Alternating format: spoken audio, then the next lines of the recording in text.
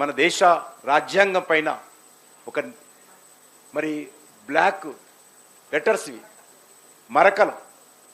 కాబట్టి ఇంత అన్యాయంగా ఆ రోజు మరి ఇందిరాగాంధీ చేసినటువంటి చర్యలు, ఆ రోజు కాంగ్రెస్ పార్టీ ప్రభుత్వం చేసినటువంటి చర్యలు అందరం తెలుసుకోవాలి. ముఖ్యంగా మీరు లా స్టూడెంట్స్ కాబట్టి మీరు తప్పకుండా తెలుసుకునేటువంటి ప్రయత్నం చేయాలి.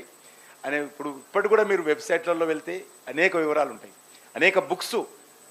ఆ తర్వాత జనతా పార్టీ వచ్చిన తర్వాత ఈ ఎమర్జెన్సీలో జరిగినటువంటి అకృత్యాలను అఘాయిత్యాల పట్ల మరి ఒక కమిషన్ ఏర్పాటు చేయడం జరిగింది, షా కమిషన్. ఆ షా కమిషన్ ముందు అనేక రకాలుగా అంతవరకు ఎవరు మాట్లాడినటువంటి వాళ్ళు, మాట్లాడడానికి అవకాశం లేనటువంటి పరిస్థితుల్లో ఆ కమిషన్ ముందుకు జనతా పార్టీ అధికారంలోకి వచ్చిన తర్వాత ఒక్కొక్కటి గుంజుకున్నారు, మా భూములు లాక్కున్నారు, మా ఉద్యోగాలు తొలగించారు, మమ్మల్ని ఈ రకంగా కొట్టారు, మమ్మల్ని జైల్లో పెట్టారు, అనేక రకాల అకృత్యాలు షా కమిషన్ ముందుకు వచ్చింది. అప్పటి వరకు చాలా ప్రపంచం తెలియదు. ప్రపంచంలో ఇండియాకి సంబంధించినటువంటి వార్త ఏది వచ్చేది కాదు. పేపర్ ప్రింట్ అయినటువంటి పేపర్ దగ్గర పోలీసు అధికారులు ఉండేవాళ్ళు. ఆయన క్లియరెన్స్ ఇచ్చిన తర్వాతనే పేపర్ రిలీజ్ కావాలి. పేపర్ ప్రింట్ అవుతున్నప్పుడు ఈ న్యూస్ పేపర్స్ ఉన్నప్పుడు కూడా ఎమర్జెన్సీలో దూరదర్శన్ అయితే వాళ్ళ ఇంట్లో ఇందిరాగాంధీ రాసి అది మాట్లాడేది. కానీ పేపర్లలో కూడా ప్రతి పేపర్ దగ్గర పోలీసు వాళ్ళు ఉండేవాళ్ళు. గవర్నమెంట్కు వ్యతిరేకంగా ఒక్క లైన్ కూడా ప్రింట్ చేసి సర్క్యులేట్ చేయడానికి వీల్లేకుండా ఆ రోజు మరి ఆ రకంగా ఎమర్జెన్సీలో పరిపాలన సాగింది. ప్రజలు అలాంటి పరిపాలనకు చరమగీతం పాడి మరి ఒక ప్రజాస్వామ్య విప్లవం సృష్టించారు. కాబట్టి మీ అందరినీ కోరుతా ఉన్నాను. ఈరోజు మీరు ఎక్కువ విషయాలు మాట్లాడుతుండొచ్చు. కాబట్టి ఇలాంటి సంఘటన పట్ల ఎప్పటికైనా కూడా మన దేశంలో జరిగినటువంటి ఇలాంటి సంఘటనలు అందరికీ తెలియాల్సిన అవసరం ఉంది. ఈ చరిత్ర కింద కప్పేసేటువంటి సంఘటన కాదు ఇది. ఎప్పటికీ తెలుసుకోవాల్సిన అవసరాలు. ఈ ప్రజాస్వామ్యాన్ని పరిరక్షించుకోవాలి. ఏ పార్టీ అధికారంలో ఉన్నప్పటికీ, ఎవరు ప్రధానమంత్రి అయినప్పటికీ కూడా ప్రజాస్వామ్యాన్ని పరిరక్షించుకోవాలి. కుటుంబ పార్టీలు, కరప్ట్ పార్టీలు ఎప్పుడు కూడా మనం అవేర్నెస్గా ఉండాల్సినటువంటి అవసరం ఉంది. నా అల్లుడు, నా చిన్న బిడ్డ, నా పెద్ద బిడ్డ వీళ్ళే రాజకీయాల్లో ఉండాలి, ఈ దేశ ప్రజలు కానీ ఈ రాష్ట్ర ప్రజలు కానీ మా పార్టీ చేతి కింద ఉండాలి అనేటువంటి ప్రజాస్వామ్య వ్యతిరేకంగా నియంత్రిత పార్టీలు కావచ్చు, కరప్ట్ పార్టీలు కావచ్చు, ప్రజాస్వామ్య దుర్వినియోగం చేస్తున్నటువంటి పార్టీల విషయంలో ఎప్పుడు కూడా ప్రజలు చైతన్యంగా ఉండాలి. ప్రజలు చైతన్యంగా ఉండాలి అంటే యూత్ కీలక పాత్ర పోషించాలి. యూత్ ఉన్నప్పుడే మనం అనేక విషయాల్లో అగ్రెసివ్గా మాట్లాడతాం. యూత్ ఉన్నప్పుడే మనము వేడి రక్తం ఉంటుంది. ఈ యొక్క ప్రజాస్వామ్యం పట్ల ముందుకొచ్చి మాట్లాడే ధైర్యం ఉంటుంది. ఒకసారి మనము మరి కుటుంబ పోషణ పడిపోతే ఇవి తెరమరుగవుతాయి. కాబట్టి యూత్ను ప్రధానంగా టార్గెట్ చేసి ప్రధానమంత్రి గారి ఇష్టం ఏంటంటే యూత్ను అన్ని రకాలుగా రాజకీయాల్లో ముందుకు రావాలి. యూత్ ఈ రకమైనటువంటి చరిత్రలో జరిగినటువంటి సంఘటనలు తెలుసుకోవాలి. ఎందుకంటే రేపు భవిష్యత్తులో ఈ రాజ్యాంగాన్ని రక్షించుకోవాల్సిన బాధ్యత, రేపు భవిష్యత్తులో ఈ యొక్క భవిష్యత్తులో ఈ స్వేచ్ఛను రక్షించుకోవాల్సినటువంటి బాధ్యత, వాక్ స్వాతంత్రాన్ని రక్షించుకోవాల్సినటువంటి బాధ్యత, ఈ దేశాన్ని సరైనటువంటి దిశలో నడిపించుకోవాల్సినటువంటి బాధ్యత, ప్రపంచంలో భారతదేశ గౌరవాన్ని పెంచాల్సినటువంటి బాధ్యత, భారతదేశంలో ఉన్నటువంటి పేదరికాన్ని నిర్మూలన చేయాల్సినటువంటి బాధ్యత మీ అందరిపైన ఉంటుంది. కాబట్టి మీరు అవేర్నెస్గా చైతన్యమై ఈ దేశాన్ని నడిపించుకోవాల్సినటువంటి బాధ్యత మీదే. కాబట్టి మీకు ఈ విషయాలను తెలియజేయాలనేటువంటి లక్ష్యంతో ఈరోజు మాక్ పార్లమెంట్లో జరుగుతున్నది. ఏం మాట్లాడతారో చూద్దాం. అందరికీ ధన్యవాదాలు.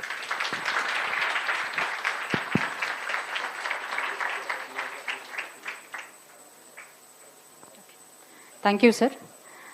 State vice president Manohar Reddy గారిని, అలాగే లంకాల దీపక్ రెడ్డి గారి వేదికకి రావాల్సిన ఎమర్జెన్సీ ఆఫ్ డైరీస్ అనే పుస్తకాన్ని మీ ముందు మీ సమక్షంలో పెద్దల చేతి మీద ఆవిష్కరించవలసిందిగా కోరుతాను. మనోహర్ గారు రండి.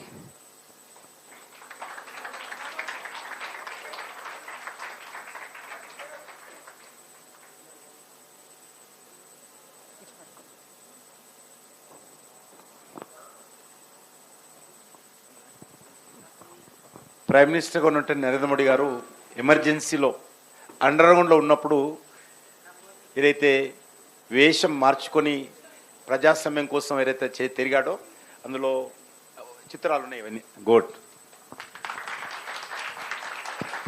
Thank you sir. బ్రహ్మరామిక అండ్ టీమ్ వచ్చి ముఖ్య అతిథులను ఫెలిసిటేట్ చేయవలసిందిగా కోరుతూ.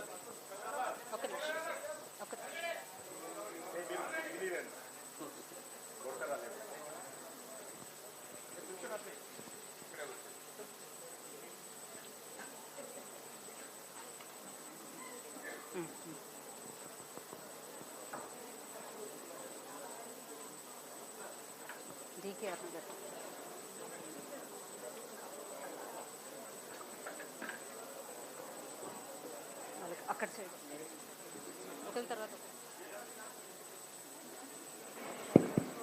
స్టేజ్ ఆల్ ఆఫ్ దెమ్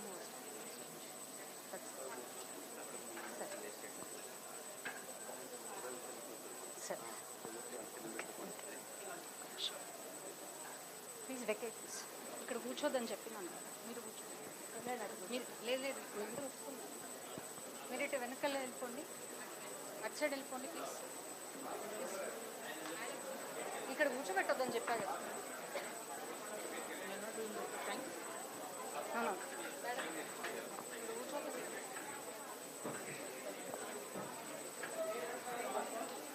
అక్కడ పార్టిసిపెంట్ కూర్చుంటారు, వెనకాల కూర్చుంటారు.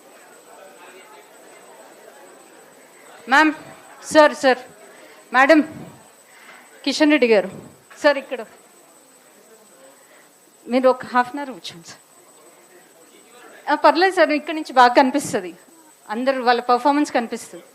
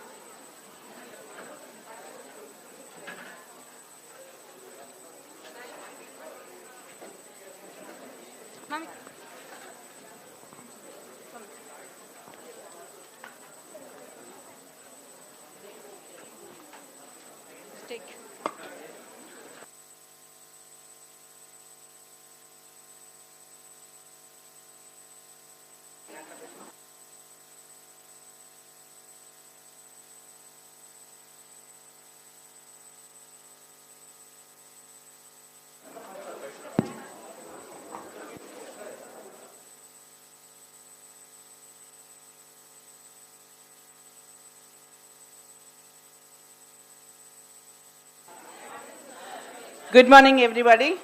Let's start our mock parliament. As we discussed, as we rehearsed the last 2-3 days, we'll start up with that. Okay. Security guard, please.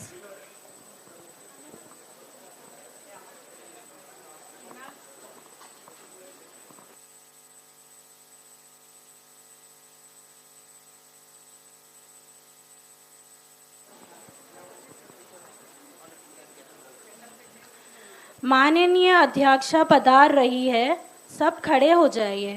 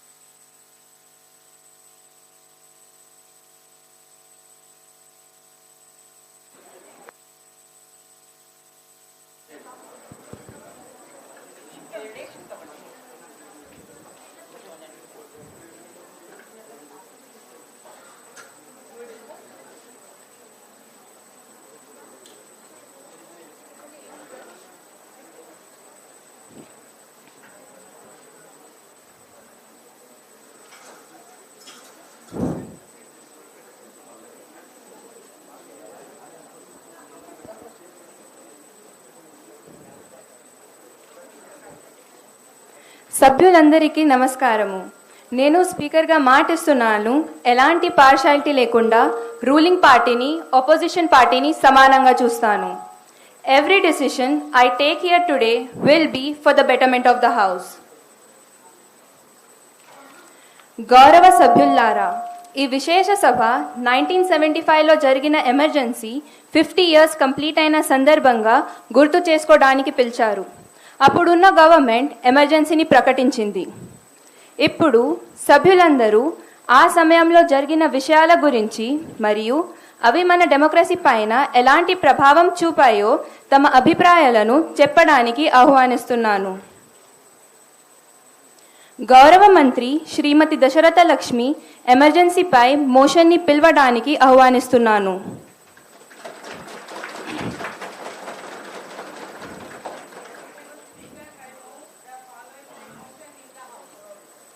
The motion is moved to discuss the resolution. Those who are in favor of the motion say yes. Yes. Those who are against the motion say no. నా అభిప్రాయం ప్రకారం yes చెప్పిన వారు ఎక్కువన్నారు. కాబట్టి this motion is introduced to discuss the resolution in the house.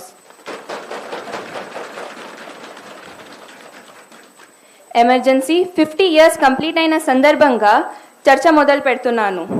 గౌరవ మంత్రి శ్రీమతి దశరథ లక్ష్మి సభలో తమ అభిప్రాయాన్ని పంచుకోవడానికి అనుమతిస్తున్నాను.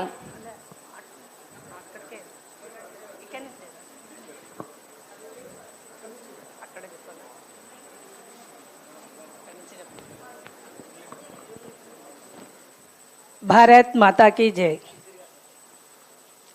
ఎమర్జెన్సీ 50 సంవత్సరాల సందర్భంగా మాక్ పార్లమెంట్లో తీర్మానం 1975 జూన్ 25న విధించిన ఎమర్జెన్సీకి 50 సంవత్సరాలు అవుతున్న సందర్భంగా స్వతంత్ర భారత చరిత్రలో ఎన్నడూ లేని విధంగా భారత ప్రజాస్వామ్య మూలాలకు తీరని విఘాతం కలిగిస్తూ నాటి ప్రధానమంత్రి ఇందిరాగాంధీ చేపట్టిన రాజ్యాంగ విరుద్ధ నియంతృత్వ ఉద్దేశపూర్వక చర్యలను ఈ సభ ఆవేదభరితంగా స్మరించుకుంటోంది.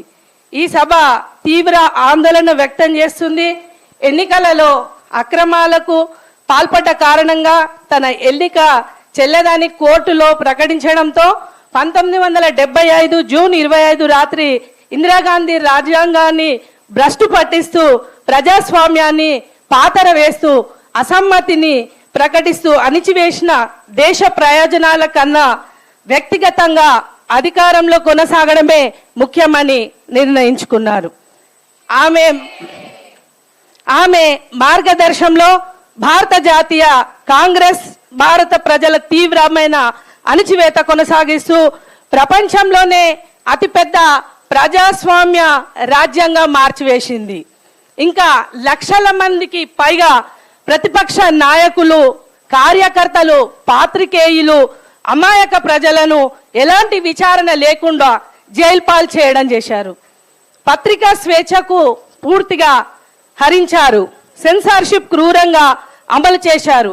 లేఖలు, పుస్తకాలు మరియు ప్రసంగాలలో కూడా స్వేచ్ఛనివ్వలేదు. న్యాయ వ్యవస్థను దెబ్బతీశారు. పార్లమెంటు పాత్ర రబ్బర్ స్టాంపు వలె పరిమితమైంది. ఇందిరాగాంధీ వ్యక్తిగత ఆధిపత్యాన్ని సుస్థిరం చేసుకునేందుకు 42వ రాజ్యాంగ సవరణ దాని రాజ్యాంగాన్ని కూని చేశారు. కాంగ్రెస్ పార్టీ ఆధ్వర్యంలో క్రమశిక్షణ మరియు అభివృద్ధి పేరిట భారతీయ సమాజంలో బలహీనమైన అణగారిన వర్గాలపై అమానవీయమైన జనాభా నియంత్రణ చర్యలు, బలవంతపు శస్త్రచికిత్సలు, నిరంకుశత కూల్చివేతలు జరిగాయి. ఎమర్జెన్సీ విషయంలో కాంగ్రెస్ పార్టీ నేటికి భారత ప్రజలకు బేషరతుగా క్షమాపణ చెప్పలేదు. పైగా తన పర్యవేక్షణలో జరిగిన అరాచకాలను సమర్థించుకోవడానికి లేదా అలాంటి అరాచకాలు ఏవి జరగలేదని బుకాయించేందుకు ప్రయత్నిస్తోంది. రాజుల కాలం నాటి ఆధునిక ప్రజాస్వామ్యం వరకు భారతీయ పాలకుల రాజధర్మం నీతివంతమైన పాలన సూత్రాల ద్వారా మార్గనిర్దేశం చేయబడింది. స్వాతంత్ర్యానంతరం దాని స్థానంలో భారత రాజ్యాంగం వచ్చినప్పటికీ దాని దృక్పథ సూత్రం కోల్పోలేదు. ఇందిరాగాంధీ ఎమర్జెన్సీ శకం చీకటి అధ్యాయం. ఈ గడ్డపై పరిపాలన సాగించిన నియంత్రణ కాలంలోనూ చోటు చేసుకునే విధంగా ప్రజాస్వామ్య మరియు రాజ్యాంగ విలువలకు బహిరంగంగా తూట్లు పొడిచాయి. రాజకీయ, ప్రాంతీయ, సైద్ధాంతిక, భావజాలాలకు అతీతంగా నియంతృత్వాన్ని ప్రతిఘటించింది. 1977లో బ్యాలెట్ ద్వారా ప్రజాస్వామ్యాన్ని పునరుద్ధరించిన లక్షలాది మంది భారతీయుల అసాధారణ ధైర్య సాహసాలను కూడా ఈ సభ ప్రశంసిస్తోంది. 1977 ఎమర్జెన్సీ కేవలం రాజ్యాంగ సంక్షోభం మాత్రమే కాదు, ప్రజాస్వామ్యాన్ని భ్రష్టు పట్టించడానికి, ప్రజల సార్వభౌమ్య సంకల్పాన్ని అణిచివేయడాన్ని భారత జాతీయ కాంగ్రెస్ సహకారంతో ఇందిరాగాంధీ చేపట్టిన అధికార దుర్వినియోగం కూడా. నిరంకుశత, సామూహిక నిర్బంధం, వ్యతిరేకతను అణిచివేయడం, ప్రజాస్వామ్య విలువలను తూట్లు పొడవడం చరిత్రలో ఈ ఉద్దేశం ఉన్నంత వరకు ఖండిస్తోంది.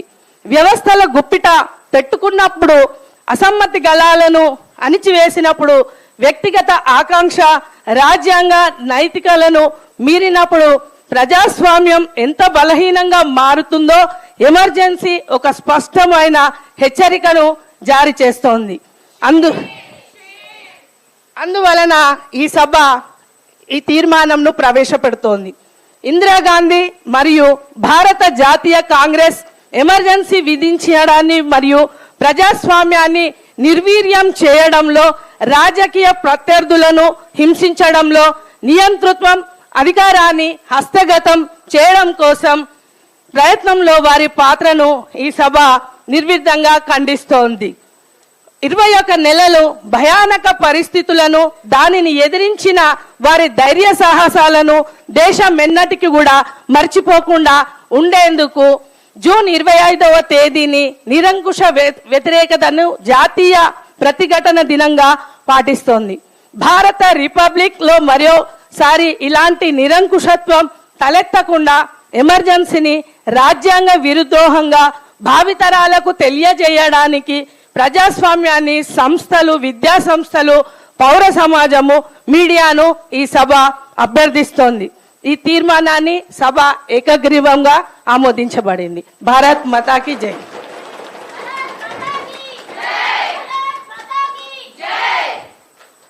ధన్యవాదములు మంత్రి గారు.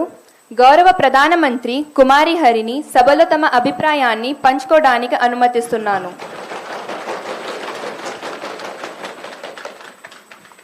ముందుగా మాననీయ అధ్యక్ష, ఈ అవకాశం ఇచ్చినందుకు ధన్యవాదాలు. ఈ గౌరవనీయ సభలో ఈరోజు నేను ఎంతో బాధ్యతావంతమైన భావనతో ఒక చారిత్రాత్మక విషయాన్ని గురించి చర్చించడానికి లేచి ఉన్నాను. ఎందుకంటే ఈరోజు ప్రజాస్వామ్యం పైన జరిగిన ఒక తీవ్రమైన దాడికి గుర్తుగా నిలిచిన రోజు. అదే సంవిధాన్ హత్యా దివస్.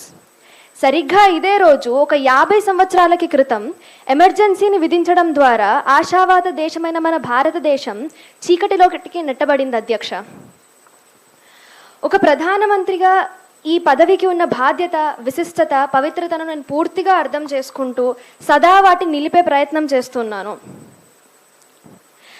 మన ప్రజాస్వామ్య విలువలను కాపాడాల్సిన బాధ్యత నా మీద మరియు మన అందరి మీద ఉంది. కానీ చరిత్ర మనకి ఈ విషయంలో ఒక క్లిష్టమైన పాఠాన్ని నేర్పుతుంది. అధ్యక్ష, అదే అధికారం అనే దాహంతో ఉన్న అధికారాన్ని దుర్వినియోగం చేస్తే ఎంతటి దృఢమైన ప్రజాస్వామిక మూల స్తంభాలైనా కుప్పకూలుతాయని. 1975 25 జూన్ రాత్రి వేళల్లో అప్పటి ప్రధానమంత్రి అయిన శ్రీమతి ఇందిరాగాంధీ గారు తన వ్యక్తిగత అధికారానికి రక్షణగా ఈ ప్రభుత్వ యంత్రాంగాన్ని ఒక ఆయుధంలా వాడుకున్నారు. అధ్యక్ష, నేను అడుగుతున్నాను, ఆవిడికి అధికారం ఇచ్చింది ఎవరు? ఎమర్జెన్సీ పరిస్థితిలో ఎందరో ప్రజల గొంతులు అణిచివేయబడ్డాయి, ఎందరో ప్రజల స్వేచ్ఛా హక్కులు తొలగించారు. అయితే వారందరి కోసమై కొద్దిసేపు ఈ సభలో మౌనం పాటించాలని నేను కోరుతున్నాను. అధ్యక్ష, The House will now maintain 2 minutes of silence.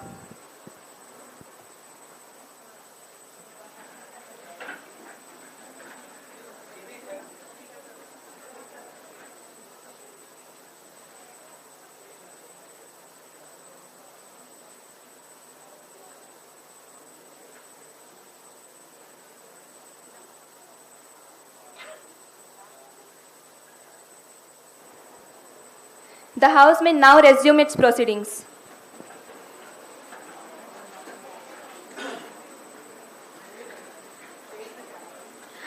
అధ్యక్ష, సహజంగా ప్రజాస్వామ్య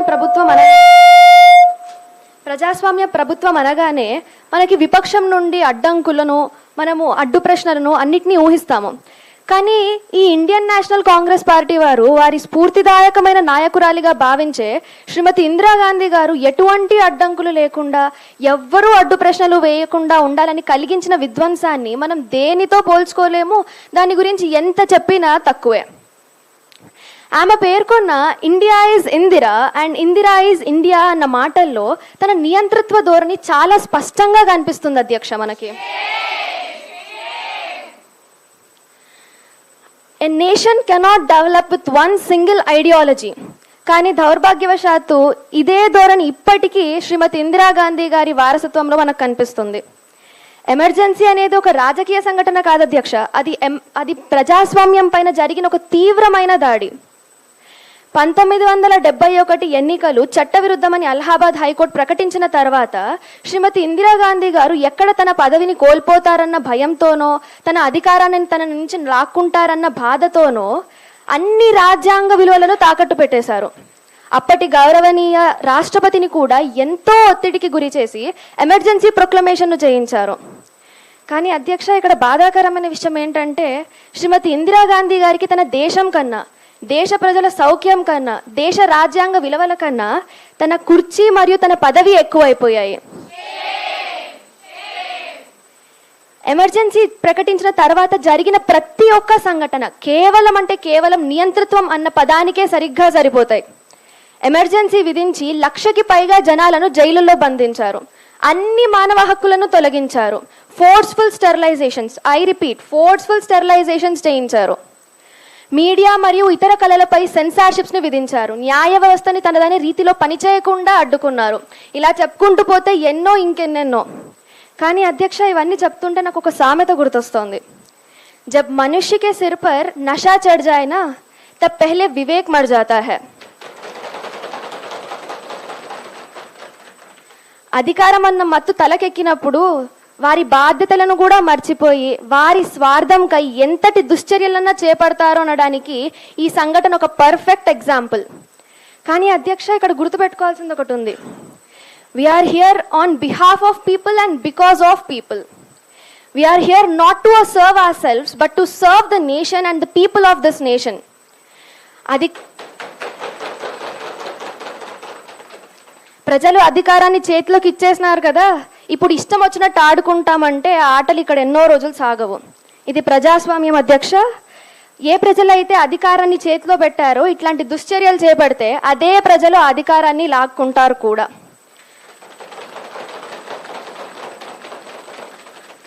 అధ్యక్ష, నా ప్రసంగాన్ని ముగించే ముందు మరియు ఇతర సభా సభ్యులకు వారి అవకాశం ఇచ్చే ముందు నేను ఒక్క విషయాన్ని ఈ సభలో స్పష్టంగా ఉంచాలనుకుంటున్నాను.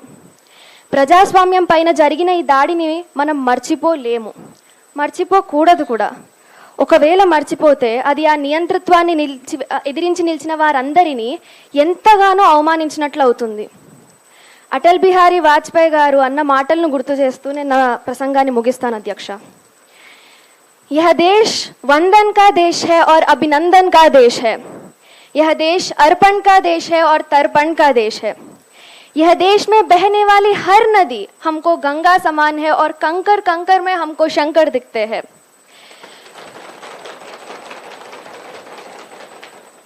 जिएंगे तो इस देश के लिए और मरेंगे तो इस देश के लिए, और मरने के बाद भी कोई गंगा में बहती हुई हमारी अस्थियों पर कान लगा के सुने ना, तब उनमें से भी सिर्फ और सिर्फ भारत माता की जय का नारा सुनाई देगा.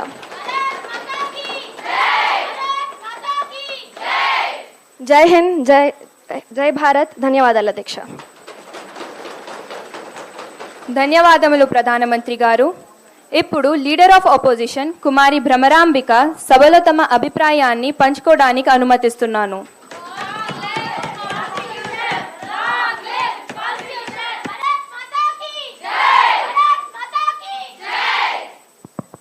గౌరవనీయుల అధ్యక్ష, నాకు ఈ అవకాశం ఇచ్చినందుకు ధన్యవాదాలు. నేను మన ప్రధానమంత్రి గారికి ప్రత్యుత్తరం ఇవ్వడానికి నిల్చున్నాను. వారు చరిత్ర గురించి సెలెక్టివ్ మెమొరీని చూడడానికి చాలా విశేషంగా ఉంటుంది.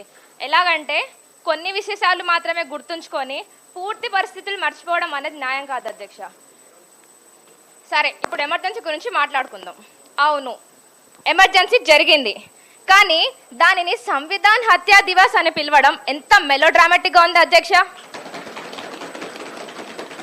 ప్రతి దేశంలో క్రైసిస్లు జరిగాయి అధ్యక్ష. ఇట్లాంటి కష్టమైన సమయాల్లో నిర్ణయాలు తీసుకోవడం తప్పనిసరి అధ్యక్ష. ప్రతి నేత, ప్రతి పార్టీ తప్పులు చేశారు అధ్యక్ష. ప్రధానమంత్రి గారు మేము అధికారాన్ని దుర్వినియోగం చేశారని మాట్లాడుతున్నారు, కానీ ఒక్క వ్యక్తికి దుర్వినియోగం అనిపించేది ఇంకో వ్యక్తికి దుర్నిర్ణయం లాగా అనిపిస్తుంది అధ్యక్ష. Leadership is not a popularity, it's a responsibility. మన ఇందిరాగాంధీ గారు పదే పదే గెలిచారు. అది ప్రజాస్వామ్యం కాదా అధ్యక్ష? లేదా జనాలు ఈ పార్టీకి ఓటేస్తేనే ప్రజాస్వామ్యం అని అంటారా? ఇందిరాగాంధీ గారు దృఢమైన నిశ్చయాలు తీసుకున్నారు. దృఢత్వం తప్పు కాదు అధ్యక్ష. మన ప్రధానమంత్రి గారు అన్నారు Indira is India, India is Indira అనేసి. ఈ స్లోగన్ ఊరికే రాలేదు అధ్యక్ష. When the nation was in chaos she stood firm. That's the reason India was Indira. ఆ తర్వాత మేము ఇండియాని సొంత రాజ్యంలాగా చూసుకున్నామని మా పైన ఆరోపణలు వేస్తున్నారు. కానీ అధ్యక్ష, ఈ దేశానికి స్వాతంత్రం తెచ్చిన పార్టీ అయిన మా కాంగ్రెస్ పార్టీ ఇప్పటికీ దేశ భవిష్యాన్ని తయారు చేయడంలో తప్పేమిటి అధ్యక్ష? అబ్జెక్షన్ అధ్యక్ష.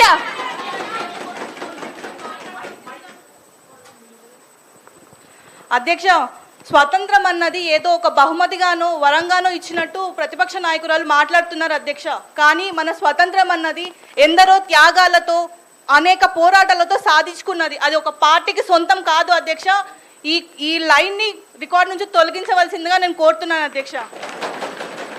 This part will be removed from the record. అధ్యక్ష, ఆ తర్వాత కోర్ట్స్ మరియు ప్రెసిడెంట్ గారి గురించి చెప్పారు మన ప్రధానమంత్రి గారు. అధ్యక్ష, దయచేసి చరిత్రని మరలా రాయకండి అధ్యక్ష. జ్యుడిషియరీ తన నియమాల ప్రకారం పనిచేసింది. కొన్ని జడ్జిమెంట్స్ కరెక్ట్ గానే చేశారు, అన్ని మర్యాదలోనే జరిగాయి అధ్యక్ష. ఇంకా 1,00,000 మందిని జైల్లో వేశామని చెప్పడం జరుగుతుంది. చాలా మంది ఆ టైంలో పబ్లిక్ ఆర్డర్ని డిస్టర్బ్ చేసిన వాళ్ళే ఉన్నారు. ఇన్నోసెంట్స్ కి శిక్ష పడితే దానికి మేము రిగ్రెట్ చేస్తున్నాం. కానీ అధ్యక్ష, లా అండ్ ఆర్డర్ ని మెయింటైన్ చేయాలి అంటే కొన్ని కష్టమైన నియమాలు తీసుకోవాల్సిందే అధ్యక్ష. అదే ఆ రోజు మేము చేశాం అధ్యక్ష. స్టెరిలైజేషన్ గురించి మాట్లాడుతున్నారు అధ్యక్ష. ఒక్కసారి ఆలోచించారా దేశంలో అప్పుడు మన జనాభా ఎలాగ పెరుగుతుండేనో? స్టెరిలైజేషన్ కాకుండా ఇంకా ఏం తరీకాలు ఉందే మన దగ్గర కంట్రోల్ చేయడానికి?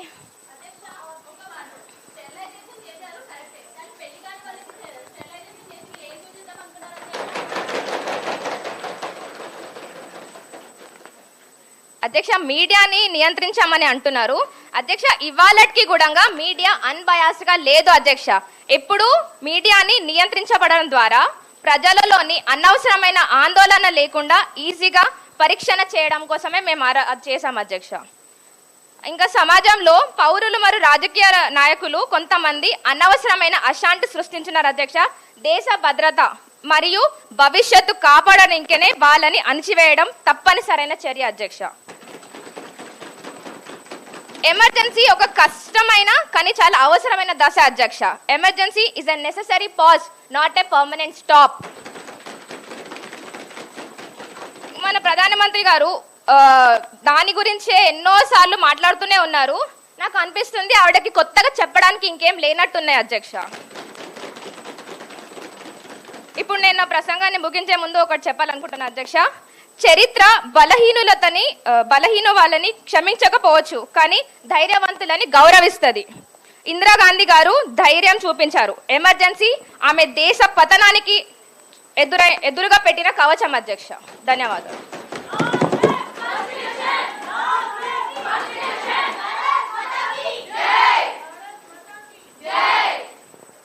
ధన్యవాదములు లీడర్ ఆఫ్ ఆపోజిషన్ గారు.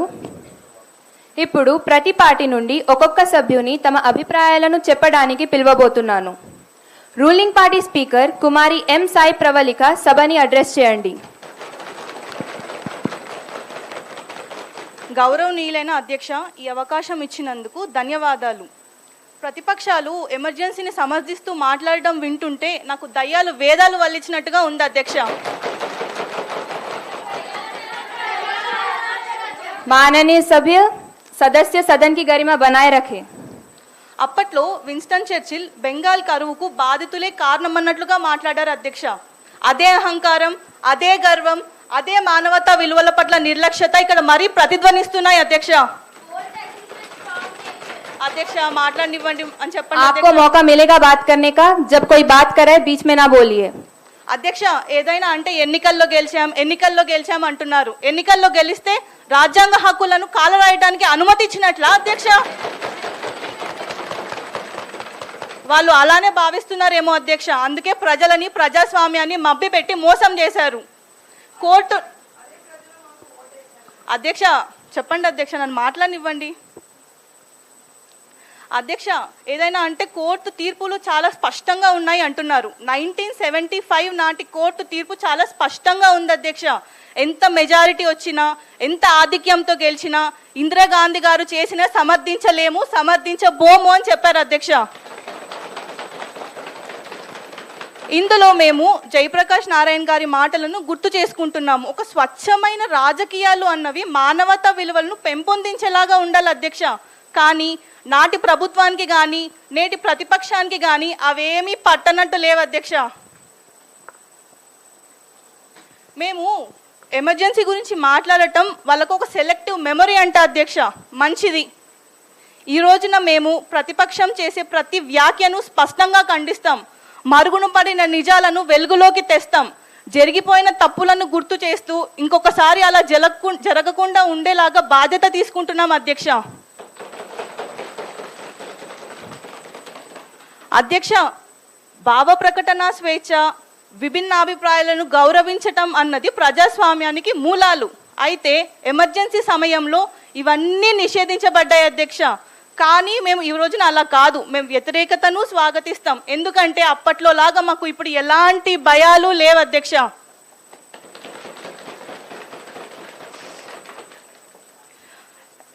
ప్రతిపక్ష నాయకులు గారు ఇందిరాగాంధీ పదే పదే గెలిచారు అంటున్నారు అధ్యక్ష.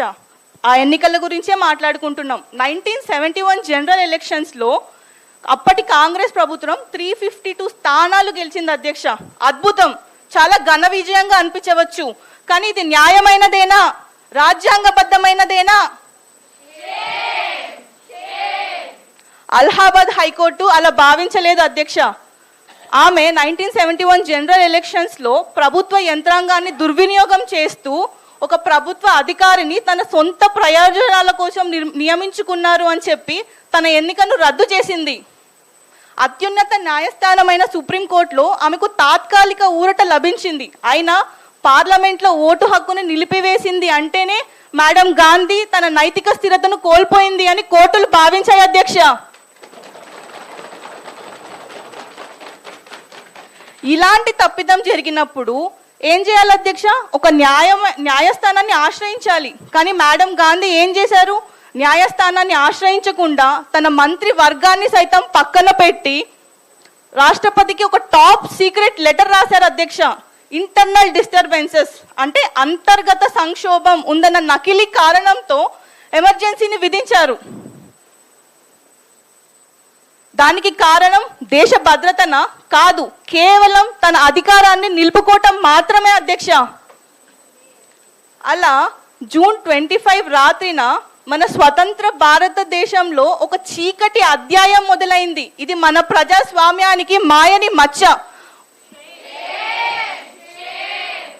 వాటి తాలూకు గాయాలు ఇప్పటికీ మన కళ్ళ ముందు కదులుతున్నాయి అధ్యక్ష. అధ్యక్ష 1975లో నిజంగానే మన భారతదేశం అంతర్గత సంక్షోభంలో ఉందా? అన్ని దేశాలకు ఉన్నట్లే మనకు కొన్ని సమస్యలు ఉన్నాయి. ఆర్థిక సంక్షోభం, చమురు సంక్షోభం, ఇన్ఫ్లేషన్, స్టాగ్నేషన్ లాంటివి. కానీ ఎక్కడైనా సాయుధ తిరుగుబాటు ఉందా? మన దేశ సావర్నిటీ, యూనిటీ అండ్ ఇంటిగ్రిటీకి పెనుముప్పు వాటిల్లిందా? ప్రతిపక్షాలే దీనికి సమాధానం చెప్పాలి అధ్యక్ష. దేశం ఆపదలో లేనప్పుడు ఎందుకు ఈ ఎమర్జెన్సీ? అధ్యక్ష, నేను ప్రతిపక్షాలను సవాలు చేస్తున్నాను. జాతీయ భద్రత ప్రమాదంలో ఉంది అని చెప్పే ఒక గట్టి ఆధారాన్ని సభ ముందు పెట్టమని నేను ఇవాళ ప్రతిపక్షాలని సవాలు చేస్తున్నాను అధ్యక్ష. ఆనాటి పరిస్థితులు ఎలా ఉన్నాయంటే పలకలేక పక్కన పడిన ప్రజాస్వామ్యం, నడవలేక నిలిచిపోయిన న్యాయస్థానం, ఆనాడు రాసిన ప్రతి కవితని ఒక కుట్రగా చేశారు అధ్యక్ష. ప్రతి ప్రశ్నని ఒక దేశద్రోహంగా భావించారు అధ్యక్ష. శాంతియుత నిరసనలు, సమ్మెలు అన్నవి ప్రజాస్వామ్య హక్కులు. అవి దేశద్రోహం ఎలా అవుతాయి అధ్యక్ష? ప్రజలు నాయకుల్ని ఎన్నుకున్నారు. వారు ఏదైనా తప్పు చేస్తే అడిగే బాధ్యత కూడా ప్రజలకే ఉంటుంది అధ్యక్ష. అయితే జూన్ 25, 1975 రాత్రిన జీవించే హక్కును సైతం కాలరాస్తూ, పోరాడి సాధించుకున్న హక్కులను నిర్వీర్యం చేస్తూ ప్రజాస్వామ్యం ప్రశ్నార్థకంగా మారిన రోజున మీడియా మూగబోయింది. బహదూర్ షా జఫర్ మార్గ్లో విద్యుత్ కోతను విధించారు. ప్రెస్ కౌన్సిల్ను మూసివేశారు. అప్పటికే ప్రతిపక్ష నాయకులైన వాజ్పేయి గారిని, అద్వానీ గారిని, మొరార్జీ దేశాయ్ గారిని కారణం లేకుండా అరెస్ట్ చేశారు అధ్యక్ష. చివరికి చిన్న పిల్లల్ని సైతం వదలలేదు అధ్యక్ష. వీటన్నిటిని నిరసిస్తూ అప్పటి పత్రికలైన the Indian Express, Statesman, Sakal ఖాళీ పేజీలను ముద్రించాయి అధ్యక్ష. వీరి అరాచకాలు ఇంతటితో ఆగలేదు. జూన్ 30న మెయింటెనెన్స్ ఆఫ్ ఇంటర్నల్ సెక్యూరిటీ అనే చట్టాన్ని సవరించి కోర్టు విచారణ లేకుండానే అరెస్ట్ చేయగలిగేలా చేశారు. అంతేనా, జూలై 6న రాష్ట్రీయ స్వయం సేవక్ సంఘ్తో సహా మిగిలిన 26 పొలిటికల్ ఆర్గనైజేషన్స్ ను నిషేధించారు. ఎలాంటి అరాచకాలు అధ్యక్ష ఇవన్నీ? అధ్యక్ష, వారు అంటున్నట్టు ఇవేవి ఆరోపణలు కావు, పచ్చి నిజాలు. మన దేశంలో మన ప్రజలపై నాటి ప్రభుత్వం చేసిన దుశ్చర్యలు.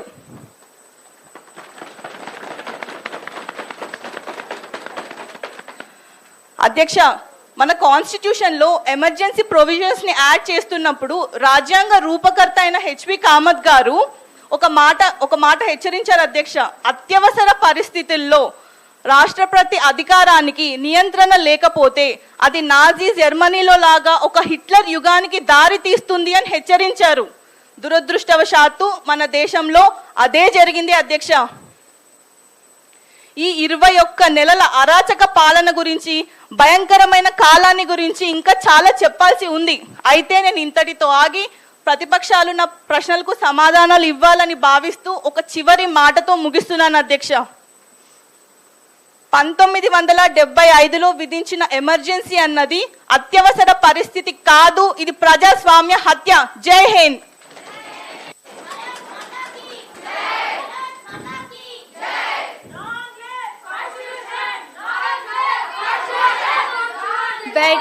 बैठिए बैठिए, आपको मौका मिलेगा बात करने का. माननीय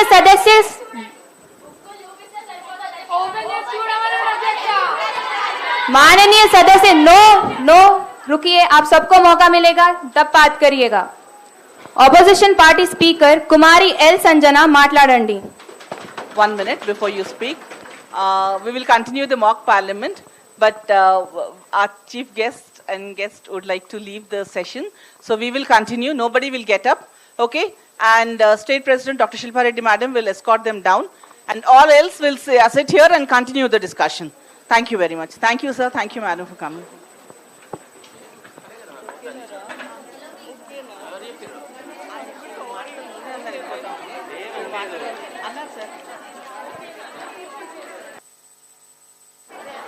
सदन की गरिमा बनाए रखें. सभी सदस्य बैठ जाइए. Honorable members, please take your seats.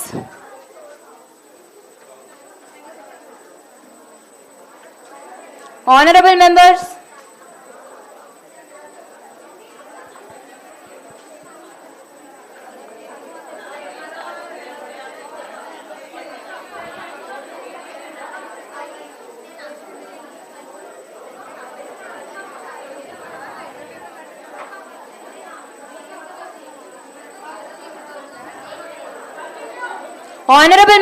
maintain the decorum of the house. Opposition party speaker L Sanjana మాట్లాడండి.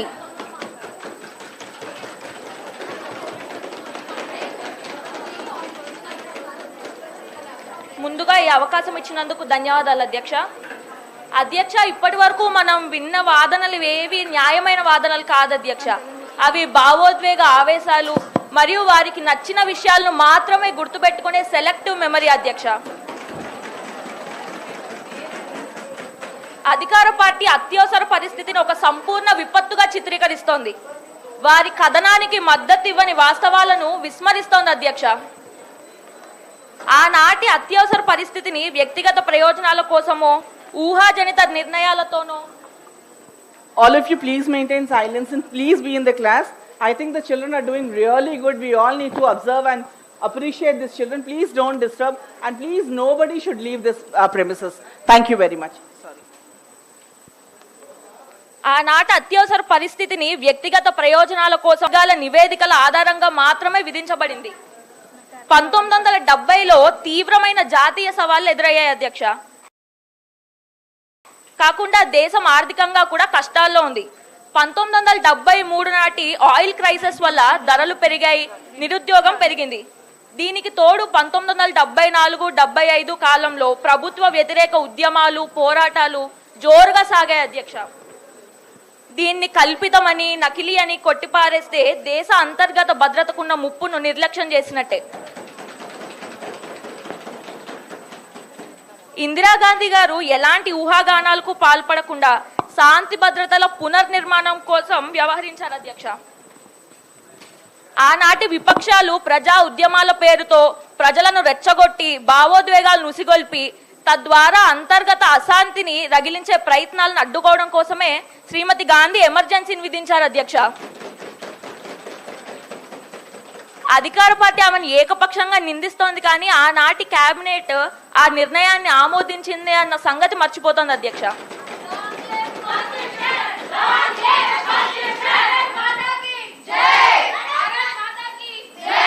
అధ్యక్ష, మాననీయ సదస్య అధ్యక్ష, వారి పార్టీ కేబినెట్ ఆమోదించినట్టు ప్రతిపక్ష నాయకురాలు చెప్తున్నారు. కానీ అర్ధరాత్రి ఎవరికి తెలియకుండా వారు రాష్ట్రపతి గారికి లేఖ రాసి నిర్ణయించిన ఎమర్జెన్సీ రాత్రికి రాత్రి వారి కేబినెట్ ఎలా అప్రూవ్ చేసిందని నేను ప్రశ్నిస్తున్నాను అధ్యక్ష. అధ్యక్ష,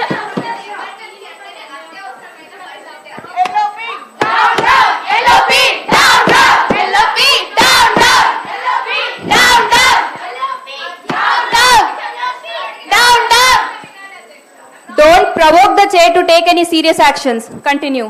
అధ్యక్ష, మాకు ఇచ్చిన అవకాశాన్ని కూడా అలా మాట్లాడేస్తే మేము ఎప్పుడు మాట్లాడాలి అధ్యక్ష? ఇప్పుడు అలాగే మాట్లాడనివ్వండి. Let the members speak. Don't interrupt. HV Kamath గారిని అసందర్భంగా ప్రస్తావించడం దారి తప్పించే ప్రయత్నంలా ఉంది అధ్యక్ష. ఆయన హెచ్చరిక సాధారణ హెచ్చరికే కానీ జోస్యం కాదు.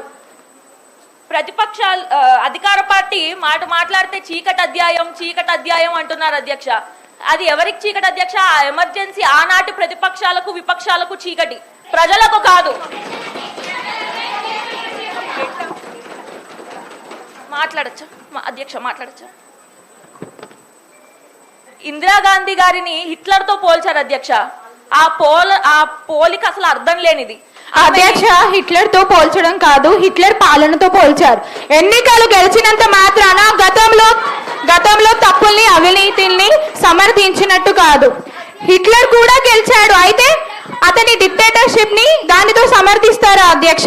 ప్రజాస్వామ్యం తిరిగి రాయడం అంటే ఎమర్జెన్సీని సమర్థించినట్టు కాదు అధ్యక్ష. బేటియే అధికారం దుర్వినియోగం అయినప్పుడే ప్రజల ప్రశ్నార్థకం అవుతుంది. बैठिए देख रहे हैं, अपना व्यवहार उचित रखिए. ఇందిరాగాంధీ గారు నియంత కాదు అధ్యక్ష. ఆమె ఒక నిర్ణయాత్మకమైన శక్తి. ఆమె దేశ గౌరవాన్ని, సార్వభౌమత్వాన్ని ప్రపంచానికి చాటిన ఉక్కు మహిళ. ధన్యవాదాలు అధ్యక్ష. Opposition party speaker Miss Karina, share your views.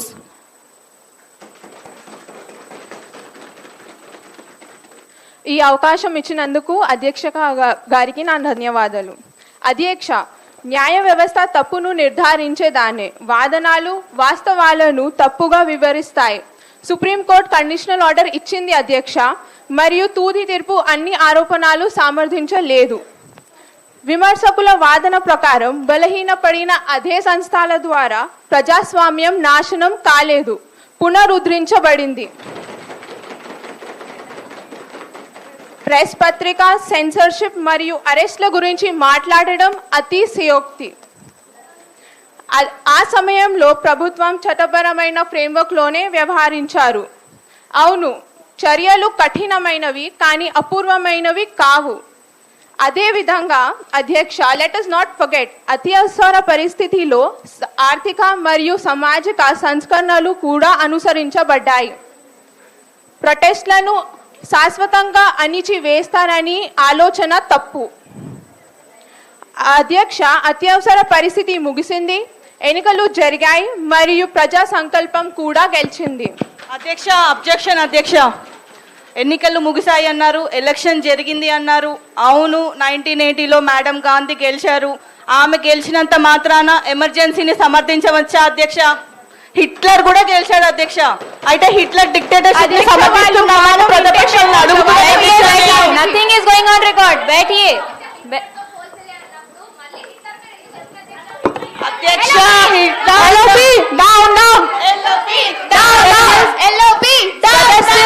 माननीय सदस्य, सदन ऐसा नहीं चलता है. అధ్యక్ష, she wasn't a dictator. అధ్యక్ష, ఒక్క నిమిషం అధ్యక్ష. డెమోక్రసీ. అధ్యక్ష, ఆర్టికల్ 352 ఒక కారణంతో ఉంది అధ్యక్ష, అది ఆషామాషి కోసం కాదు అధ్యక్ష. बैठिए आप पहले. बार बार इंटरप्ट ना करें. कंटिन्यू. అధ్యక్ష, she wasn't the dictator, she was the guardian of democracy. 1980లో Indira Gandhi తిరిగి ఎన్నికయ్యారు, ప్రజలు ఆమెని విశ్వసించారని రుజువు. అధ్యక్ష, పాలక పార్టీ ప్రసంగాలు డ్రామాతో నుండి ఉంది కానీ లోతు లేదు. Let us not fall for oversimplified arguments and distorted comparisons. The truth is far more nuanced than they admit. ధన్యవాదాలు అధ్యక్ష. వారు డ్రామా అని పిలుస్తున్నారు, అది మీరు రికార్డ్ నుంచి తొలగించాల్సిందిగా కోరుతున్నాము.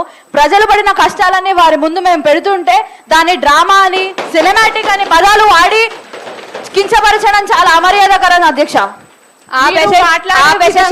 आप ऐसे शब्दों का इस्तेमाल ना करें, ये रिकॉर्ड से हटाया जा रहा है. Now I invite ruling party speaker Kumari Yamini to speak.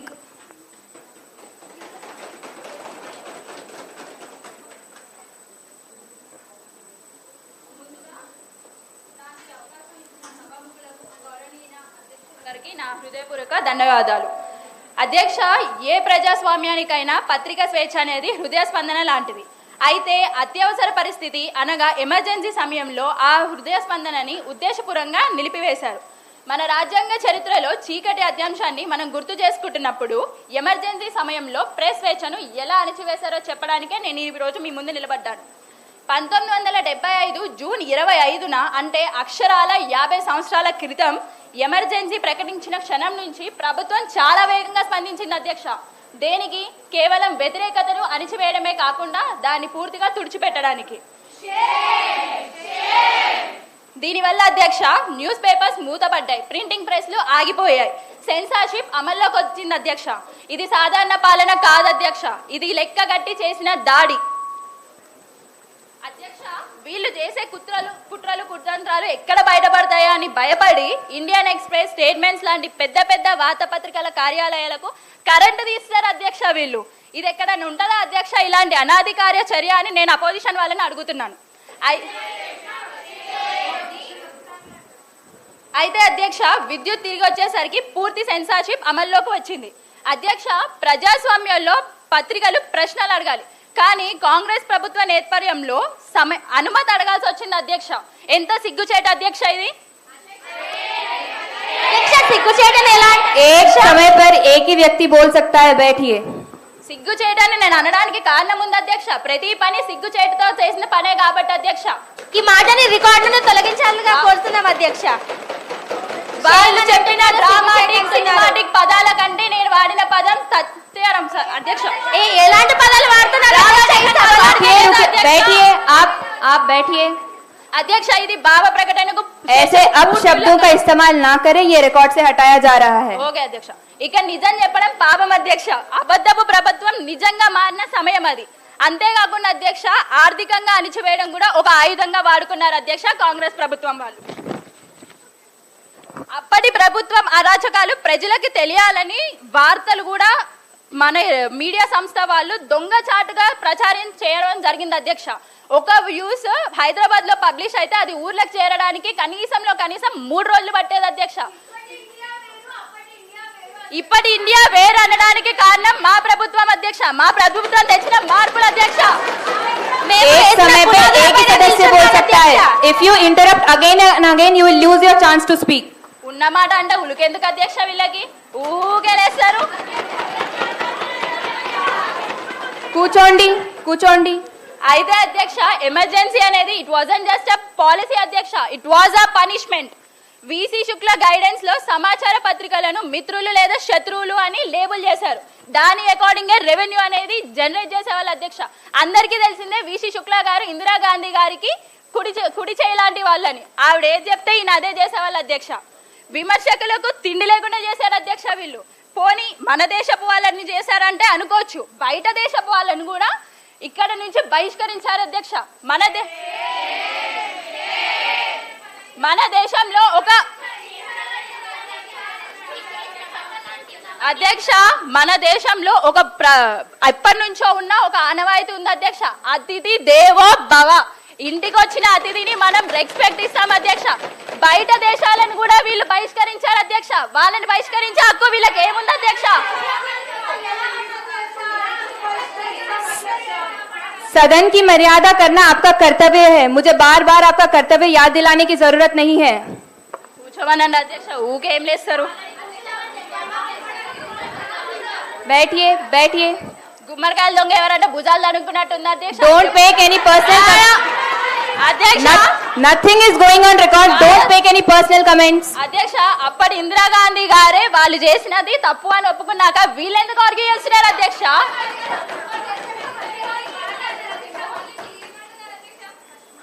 మాట్లాడనియండి అధ్యక్ష. వాళ్ళు మాట్లాడేటప్పుడు మా వాళ్ళు లేవలేదు కదా అధ్యక్ష.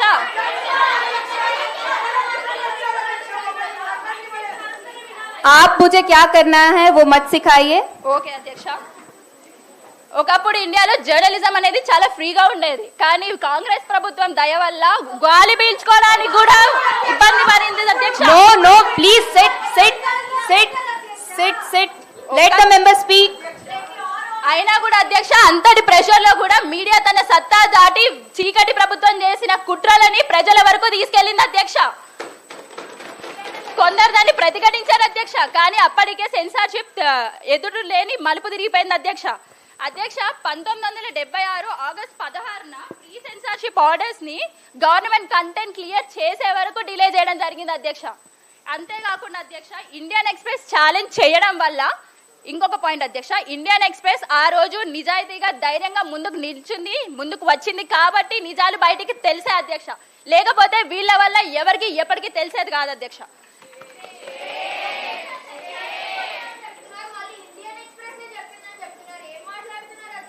అదే కదా అధ్యక్ష, ఇండియన్ ఎక్స్ప్రెస్ డైరెక్ట్ గా చెప్పకపోయినా కదా అధ్యక్ష, ఇండైరెక్ట్ గా వీళ్ళు చేసే కుట్రాలని ప్రజల వరకు తీసుకెళ్లింది అధ్యక్ష. మా పార్టీ నిజాలు మాట్లాడుతుంది అధ్యక్ష. Sit down. Let the member speak. बैठिए. आपको मौका मिलेगा बात करने का. सबको बराबर मौका मिलेगा. అధ్యక్ష 21 నెలల పాటు వీళ్ళు చేసిన అరాచకాలు ఎన్నో కొనసాగాయి అధ్యక్ష. వీళ్ళ వల్ల 21 నెలల పాటు కోట్ల గొంతులు మోగబోయాయి అధ్యక్ష. సెన్సార్షిప్ అంటే కేవలం శిరస్సును నల్లగా మార్చడం కాదు అధ్యక్ష, అది ప్రజాస్వామ్యం యొక్క ఆత్మగౌరవాన్ని అణిచివేయడం కూడా. Censorship isn't just about blacking out ink, it's something about silencing democracy soul. Silencing అధ్యక్ష. మరో ఇంపార్టెంట్ పాయింట్ అధ్యక్ష, స్వాతంత్ర పత్రిక స్వేచ్ఛ ప్రజాస్వామ్యానికి పునాది లాంటిది అధ్యక్ష. ఏ అత్యవసర పరిస్థితిలో కూడా దాన్ని ద్రోహాన్ని అది సమర్థించదు అధ్యక్ష. మనం ఈ చరిత్రని కేవలం గుర్తు తెచ్చుకోవడమే కాకుండా దీని నుంచి నేర్చుకోవాల్సిందిగా నా మనవి. తద్వారా నిజం రాయడానికి పెన్ ఎప్పుడు అనుమతి అడగాల్సిన పరిస్థితి ఉండదు అధ్యక్ష. అధ్యక్ష ఆ రోజు వీళ్ళు కరెంట్లు తీసి ప్రింటింగ్ ప్రెస్లను ఆపి నిజాన్ని బయటకు రాకుండా చేశారు అధ్యక్ష. కానీ నిజం నిప్పు లాంటిది అధ్యక్ష. చీకట్లో కూడా దాని వెలుగును అదే బయటికి తీసుకుని వచ్చింది అధ్యక్ష. ఇంతటితో నా ప్రసంగాన్ని ముగిస్తున్నాను అధ్యక్ష. ధన్యవాదాలు.